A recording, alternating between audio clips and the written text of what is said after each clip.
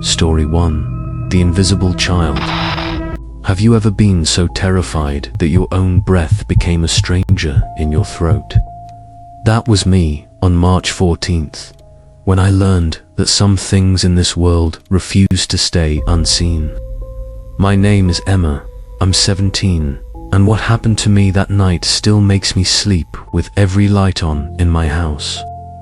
It started on a Friday evening when my parents left for a weekend anniversary trip, leaving me alone in our 2-story colonial home on Maple Street. They'd be gone until Sunday afternoon, and I'd assured them I'd be fine after all. I was practically an adult, responsible enough to handle 2 nights by myself. The first few hours were normal, almost boring. I made myself dinner, watched some Netflix, scrolled through social media.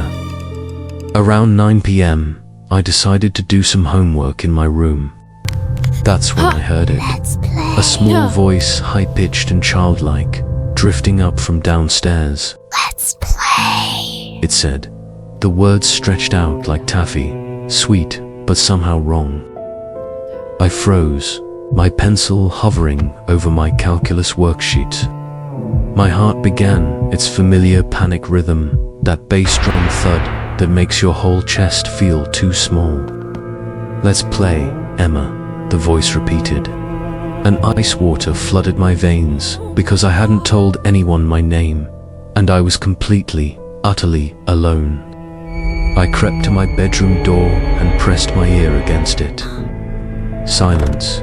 Then, from what sounded like the living room, I heard it again, closer this time, almost sing-song. I know you can hear me.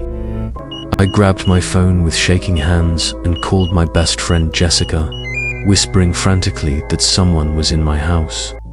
She told me to call the police, but I was terrified that making any noise, would alert whoever or whatever was down there to my exact location. Then the footsteps started. Small, light footsteps, like a child's bare feet on hardwood floors. They moved from the living room to the kitchen, then to the staircase.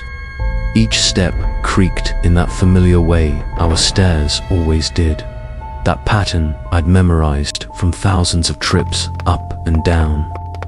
The footsteps were coming up. 1 step, 2 steps, 3. Let's play hide and seek, the voice said, now from the top of the stairs, maybe 15 feet from my bedroom door. You hide first. I'll count to 10. I wanted to scream, but my voice had abandoned me entirely.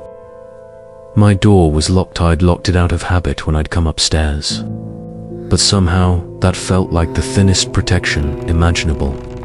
1, the voice began counting. 2, 3. On the count of 7, my bedroom window rattled violently, despite there being no wind that night. On 8, the temperature in my room dropped so dramatically I could see my own breath misting in the air. 9, the doorknob began to turn, slowly testing the lock. 10, the voice whispered, and then it giggled, a sound that was wrong in every possible way. Too old and too knowing to belong to any real child. Ready or not, here I come. I did the only thing I could think of. I ran into my bathroom and locked that door too, putting 2 barriers between me and whatever was hunting me. I huddled in the bathtub, pulling the shower curtain closed, like that flimsy piece of plastic could protect me from anything. My phone was still clutched in my hand, and I called my mum, but it went straight to voicemail. They were probably at dinner, phone silenced, completely unreachable. Then came the knocking, soft at first, almost polite, tapped on the bathroom door. You're good at hiding, the voice said, now directly outside, and I realized with dawning horror that it sounded pleased. But I can smell your fear, Emma. It smells like vanilla and copper. How did it know I wore vanilla perfume? The knocking grew louder, more insistent, and between each knock, I heard that terrible giggling. "I'm going to find you," it sang. "I'm going to find you and we're going to play forever and ever." The door handle rattled violently. You know what's funny? You think this door will keep me out, but I'm already inside with you. I couldn't help it, I screamed, a raw sound that tore from my throat. You might think you're safe right now, watching this in your bright room. But let me ask you something, have you checked behind you lately? Have you noticed how the shadows seem? Or maybe you just haven't heard it yet. Subscribe, if you dare, because some stories have a way of following you home. And here's a question that's been haunting me. What does the invisible child want to play next? The first person to answer correctly will receive a small reward from me, the storyteller. Tonight is a way of saying thank you for watching and supporting. While you're thinking about that, I'm curious, where are you watching this from right now? Drop your location and local time in the comments. I want to know who else is awake at this hour, when the boundary between worlds grows thin, because that's when they come out to play. At that Emma? moment, my grandfather's up voice there? boomed from downstairs. Dad? Emma, where are you? Anyone there? It's Grandpa. The child's voice stopped instantly, Anyone there? mid-giggle.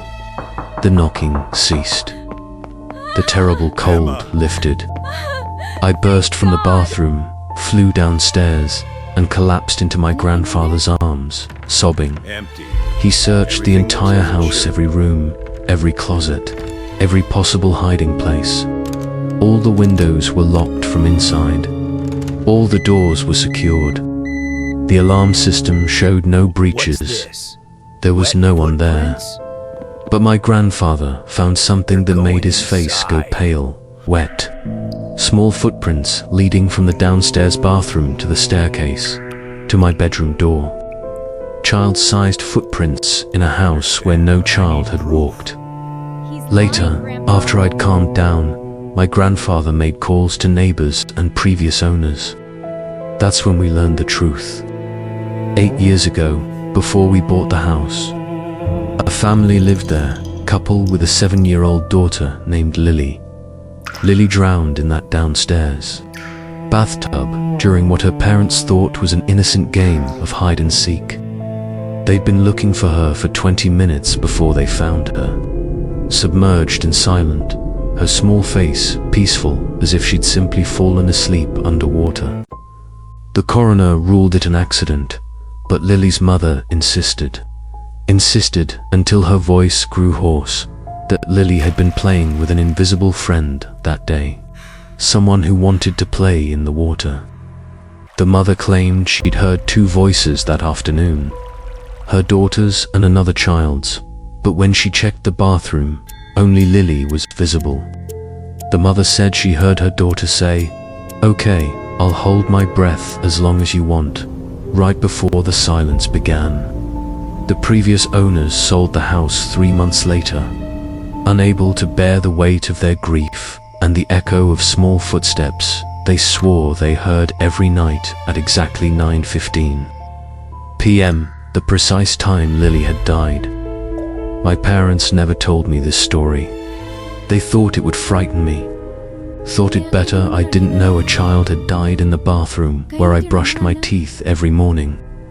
Now I understood why the realtor had been so eager to close the deal, why the price had been suspiciously low. 3 months after that terrible night, I still live here. My parents can't afford to move, and they half believe I imagined everything despite the footprints my grandfather photographed before they dried. The truth is, it never really stopped. Sometimes, late at night when I'm studying, I hear humming. A child's voice, thin and distant, singing Ring Around a Rosie or some nursery rhyme that sounds innocent in daylight but sinister after midnight. Sometimes I catch movement in my peripheral vision, a small shadow darting past doorways. Twice I've woken to find my bedroom door open despite locking it. And once I found a child's drawing on my desk, a crayon picture of two stick figures holding hands. One labeled Lily and the other labeled Emma, with shaky handwriting that read, "Best friends forever." I never owned those crayons. My parents think I'm creating them myself, some subconscious cry for attention or trauma symptom. Maybe they're right. Maybe I am going crazy. But last week, I heard 3 words whispered directly into my ear as I stood alone in my bedroom. "Let's play, Emma." And this time, I felt small. Cold fingers wrap around my wrist for just a moment before vanishing. I don't know what Lily wants. I don't know why she chose me. But I'm terrified that one day, I'll say yes to her game. And when I do, I'll end up like her and other ghosts trapped in this house, waiting for the next person to play with. The house remembers its dead, you see, and sometimes the dead refuse to forget the living. Story 2. The Graveyard Digger. There are rules in every family, unspoken boundaries everyone knows not to cross. And in my family, the rule was simple: never go into the forest near the old cemetery, especially at night. My name is Maya, I'm 23 now, but when I was 14, I broke that rule, and what I saw still wakes me screaming. It happened during summer visit to my grandmother's village, a small mountain place where the forest was older than memory. My cousins and I planned it for days midnight, hide and seek in the forbidden forest, the ultimate test of courage. There were 5 of us. My oldest cousin David, 22, his brother Marcus, 17, me at 14, cousin Lisa, 16, and my little sister Sophie, only 7, but who begged to come until we relented. David was the ringleader, convinced us the stories were just superstition. "The forest isn't haunted," he'd said confidently. "Our parents just don't want us wandering at night. There's nothing dangerous, except maybe wild animals." Sophie was the only one with sense who said we shouldn't go, that adults forbade it for a reason. But we dismissed her, called her a baby. Pride made her come. Pride and the desperate need of a 7-year-old to be accepted. 18, We 19, met outside my 20. grandmother's farmhouse Ready or at not, midnight, here I come. each with dark clothes and stupid confidence. Rules were simple. David would seek, the rest would hide anywhere in the forest.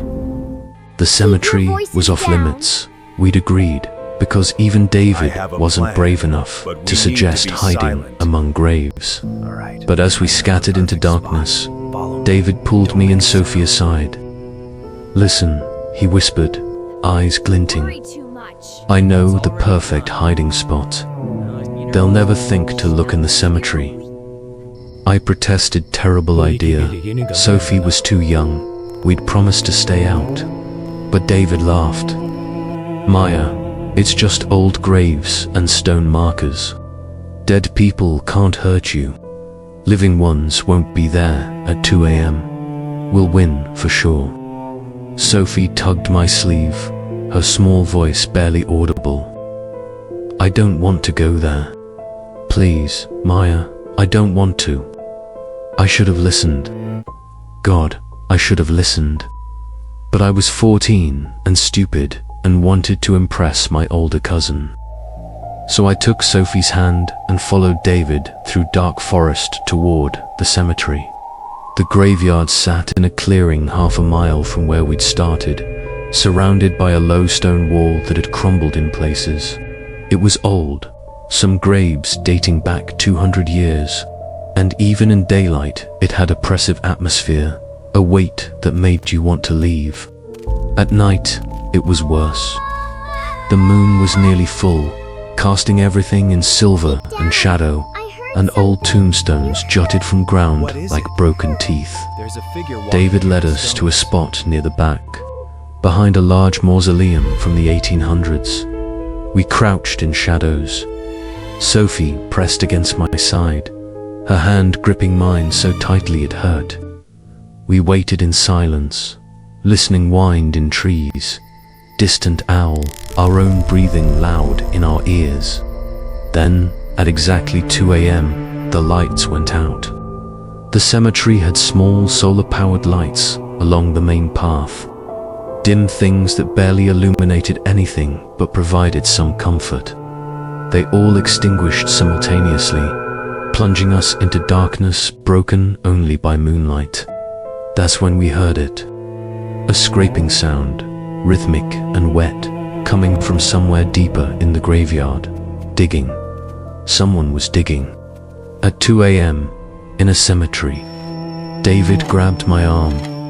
"We need to see," he whispered, voice shaking. "No," Sophie whimpered. "Please, let's go." But David was already creeping around the mausoleum. Against every instinct, I followed. We peered around. 30 feet away, illuminated by moonlight, a man knelt at an open grave. Thin, emaciated, with matted hair, filthy, torn clothes, dark-stained. He was digging with bare hands, fingers clawing earth. But the grave was already open, deep, coffin visible at bottom. He wasn't digging new. He was exhuming old. The man made wet, hissing noises, movements frantic, desperate. Then he reached in and pulled at the coffin lid. Wood splintered, echoing like breaking bones. "David, we need to leave." His head snapped up. Eyes found us instantly. In moonlight, pale, yellowish, wrong. Lips pulled back, revealing too many brown, broken teeth. He stood slowly, unfolding like a spider, taller than he'd seemed 6.5 feet, all angles and joints bending wrong. Then he started walking toward us, not running, walking with slow, deliberate steps, as if he knew we couldn't escape. "Run," David said. "Run." We ran. Sophie in my arms. David ahead, crashing through cemetery, leaping over graves. Behind us, footsteps. We reached the wall and David vaulted over, helped lift Sophie. I scrambled after, and for one terrible moment, something grabbed my ankle. Cold fingers wrapping, and I screamed and kicked, and my shoe came off in those hands. And then I was over and running into forest with David pulling me and Sophie sobbing. We didn't stop until farmhouse. Burst through, hysterical, trying to explain. My grandmother called police. They arrived within 20 minutes, investigated with flashlights and guns. They found the open grave, broken coffin, my shoe, but also evidence the grave had been used to hide drugs, wrapped in plastic and stored inside. The man was an escaped criminal, part of international drug trafficking, using graves to smuggle narcotics. He'd been digging up his stash when we stumbled upon him. Police said we were incredibly lucky. He was extremely dangerous, convicted of violence, known to eliminate witnesses. If he'd caught us, we might have ended up in those graves ourselves. They caught him 2 days later, weak and delirious from infection, his hands badly damaged, flesh torn and septic. He's in prison now, will be for life. But sometimes I wake at night, and I hear that hissing, that wet breathing, and I feel cold fingers wrapping around my ankle, and I remember those yellowish eyes finding us, that broken tooth smile. Sophie doesn't speak to me much. She's 13, still has nightmares. She blames me for taking her there, for not protecting her. She's right. Come on, it's fine. I should have said no, taken her home. Maybe we shouldn't. Listened when she said she didn't want to go. We broke the rules that night, and we learned why some rules exist, not to control us, but to protect us from things that hide in forbidden places, things that dig in darkness. things that smile with broken teeth and wait for foolish children to wander too close. So if you ever find yourself near a cemetery at night, if you hear digging or see lights where they shouldn't be, turn around and never look back. Because some things you see follow you forever, and some hands, once they've touched you, never quite let go. Sleep carefully tonight, and remember, not all monsters are imaginary, and not all graves stay closed. Story 3. The House That Shouldn't Exist. When I was 11 years old, my best friend Lucas and I discovered something in the woods that still makes me question what's real. My name is Nathan, and this is about the house that was there and then wasn't. It happened during summer vacation in a small coastal town where Lucas lived by the ocean. His family invited me for a week, and we planned to spend every day at the beach. There was a forest path, about half a mile long, leading to a secluded beach with a diving board local kids had built. We'd walked that path dozens of times, but on this Tuesday afternoon, we decided to bushwhack our own route instead of following the trail. We wanted adventure, wanted to pretend we were explorers. So we veered off, pushing through underbrush and low-hanging branches, laughing as we created our own trail through dense forest. After about 10 minutes of hiking through increasingly thick vegetation, we hit something unexpected, a tall wooden fence, maybe 8 feet high, made of weathered grey planks that looked decades old. Crap, Lucas said, stopping short. Well, I guess we'll have to go back. But I'd noticed something strange. The fence extended about 25 feet to our right, then just stopped. No corner, no gate, no logical reason for a fence to end in the middle of forest. And beyond where it terminated, I could see something that made my stomach drop. A house. Lucas, I said quietly, grabbing his arm. Look, we approached slowly, our excitement evaporating into something colder. The house was the cabin, really, but calling it that felt too generous. It was a wreck, maybe 30 feet wide and 2 stories tall, with walls that sagged under their own weight. The wood was grey like the fence, with flecks of faded blue paint clinging in patches. Several windows were boarded up with warped, split planks, and through gaps I could see darkness. Absolute darkness that seemed to swallow the afternoon sunlight. But here's what made it truly wrong. There was no road, no driveway, no cleared path, no indication how anyone had ever reached this place. The forest pressed in on all sides, trees growing so close to walls that branches scraped against siding. It was as if the house had simply appeared here, dropped from the sky or grown from the earth like some malignant fungus. The fence ran up to the house's side, stopped, then continued on the other side, creating a barrier that made no sense because you could just walk around it. Should we go closer? Lucas whispered, and I realized we'd both started whispering without deciding to, as if the house demanded it. As we crept nearer, I saw the front door was missing, not broken down, but simply absent, leaving just an empty door frame opening onto darkness.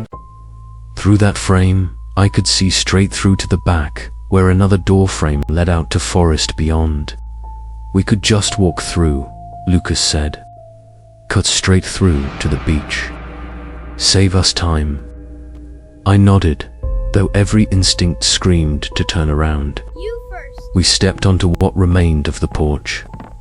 The boards creaked under our weight, and I half expected them to collapse. But they held. We paused at the threshold. Inside, the darkness seemed to pulse, seemed almost alive. The air smelled wrong, not musty like an abandoned building should smell, but sweet and rotten like fruit left too long in summer heat. Come on, Lucas said, his voice cracking slightly. You coming? It's just an old house, just a shortcut. He stepped inside first, and after a moment's hesitation, I followed. The inside was darker than it should have been. We could see maybe 5 feet ahead a staircase on our right. Floorboards covered in dust. Our footsteps the only prints. No animal tracks. Nothing living came here. Halfway across, I felt compulsion to look up the staircase, like someone turned my head, though no one touched me. On the landing, where darkness was thickest, something stood, a void shaped like a person, but I saw ice-dew points of pale, milky white gleaming, and below, teeth, so many teeth in a smile too wide, curving toward where ears would be. Crooked, the thing tilted its head. That smile widened. I grabbed Lucas and shoved him toward the back door. Move now. We walked fast. I felt those eyes watching. Air grew colder. I heard breathing, slow and raspy, from the stairs. When we burst into sunlight, we crashed through underbrush until reaching beach, gasping. What was that? Lucas whispered. I don't know, I said. I still don't. We told Lucas's mum that evening. She smiled in that adult way. Boys, I walked that path 100 times. There's no house. You saw an old shed, but we insisted, describing everything. She promised to walk with us next day. That night, we barely slept, whispering, trying to make sense of it. Next morning, we dragged her to the forest. We found where we'd veered off a lightning-struck tree. We pushed through underbrush. After the same time, we should have hit the fence. Nothing. We walked 5 more minutes. 10. Same forest. No fence. No house. We walked half a mile in every direction. Nothing. Not even a clearing. It's not here, his mum said gently. You boys had a shared dream, but we knew what we'd seen. 2 days later, we returned with cameras, determined to document it. 3 hours searching, taking photos, hoping for evidence. We found nothing. No house, no fence, as if it never existed. Years later, I researched folklore. Russian tales of Baba Yaga's hut on chicken legs. Celtic fairy mounds appearing only to certain people. Japanese legends of buildings between worlds. Every culture had versions of structures that shouldn't exist, appearing to those unlucky enough to stumble upon them at the right or wrong moment. I do. Lucas and I still talk about it, now adults with families. We compare memories, making sure we didn't imagine it. Our details match perfectly grey wood, blue paint, the crooked smile, those terrible milky eyes.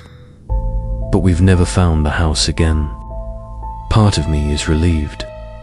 Part of me needs to know it was real, because whatever stood at the top of those stairs, whatever smiled at me with too many teeth, I think it's still waiting there, in that house that exists only when it wants to be found, waiting for the next 2 curious children to cut through on their way to the beach, waiting to smile at them with that crooked, impossible grin. And sometimes, late at night, I wonder, what if the house doesn't appear randomly? What if it chooses who sees it? What if Lucas and I were meant to see it, meant to carry that memory forever, meant to spend the rest of our lives wondering whether we escaped something terrible or merely postponed it?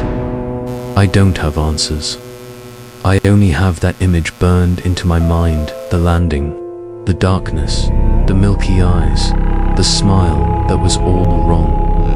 Some houses aren't meant to be found, and some smiles aren't meant for human faces.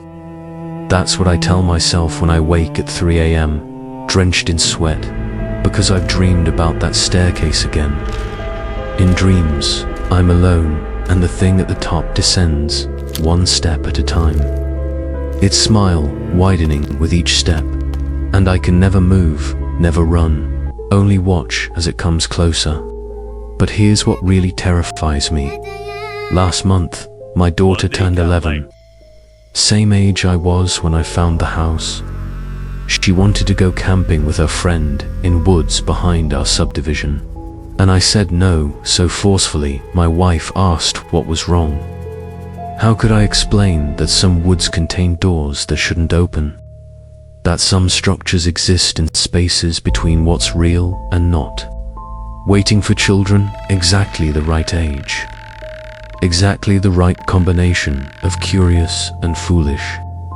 I couldn't, so I told her about coyotes in the area, made up a story about aggressive wildlife. My daughter was disappointed but accepted it. She doesn't know her father is terrified of letting her out of sight in any forest. That every summer camp or school trip to nature centers makes me sick with worry that she find what I found, see what I saw. Lucas understands. We talk about it sometimes. Late night phone calls when neither can sleep. He has a son now, also 11, same fears. We've made a pact if anything happens to one of us, if we disappear or die under strange circumstances, the other will tell our children the truth. Not to scare them, but warn them. To tell them that if they ever see a house in woods where no house should be, a structure with no road, with empty door frames and boarded windows and flecks of blue paint on grey wood, they should run. Run and never look back, and never, under any circumstances, look up the staircase. Because some things aren't meant to be seen. Some things exist in margins of reality, and when you see them, when you really truly see them, they see you back. And once they've seen you, once they've smiled at you with that crooked, impossible smile, they never let you go. You carry them forever, a passenger in your mind, a whisper in dark corners of memory. I thought about going back. As an adult, armed with knowledge and cameras and maybe a gun, though I don't know what good a gun would do. I thought about finding that forest again, searching every inch until I found the house or proved it didn't exist. But I never did, because part of me knows the house would only appear if it wanted to, and if it appeared for me again after all these years, it wouldn't be to give closure or answers.